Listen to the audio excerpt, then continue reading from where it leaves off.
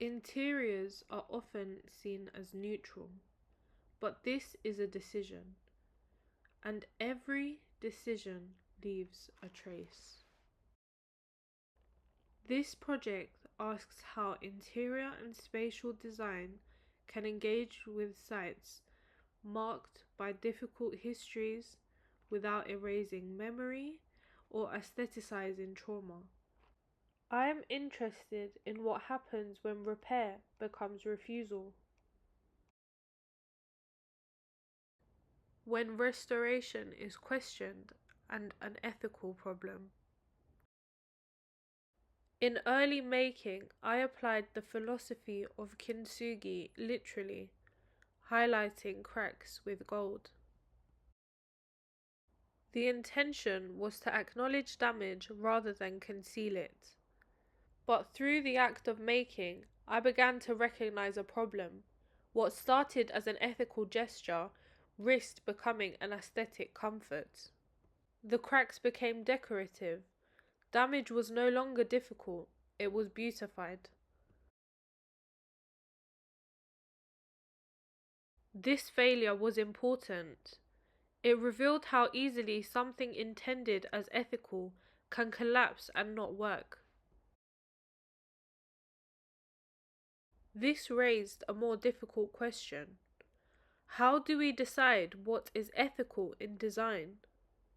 Can ethics be measured?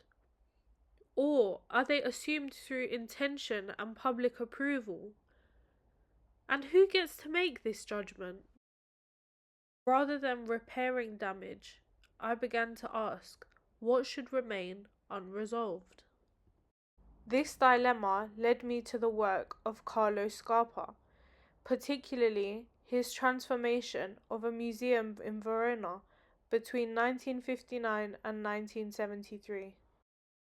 This is a medieval fortress shaped by war, occupation, and destruction.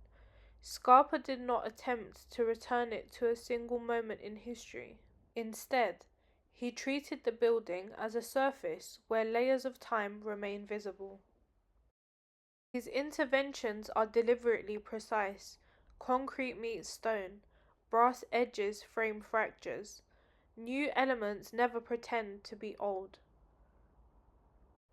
Scarpa makes the act of repair visible. Rather than hiding damage, he frames it. Cracks, scars, fragments are not erased, but carefully held in place.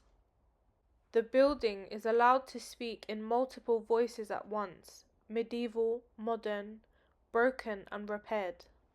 What is radical about Scarpa is not aesthetic, it is ethical. He refuses the fantasy of architectural innocence. His work acknowledges that intervention always carries responsibility. Where restoration often aims for seamlessness, Scarpa designs interruption. Joints are exaggerated, transitions are slowed down. The visitor becomes aware of where history has been cut and handled. This creates a form of ethical transparency.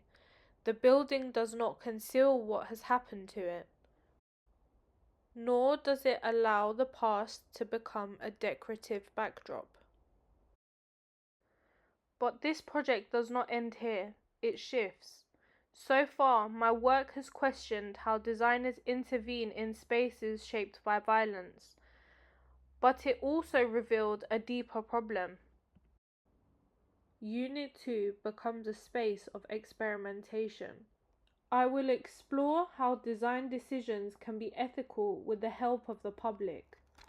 Perhaps through interviews and questionnaires, I will examine how memory, discomfort, and repair are understood differently across communities.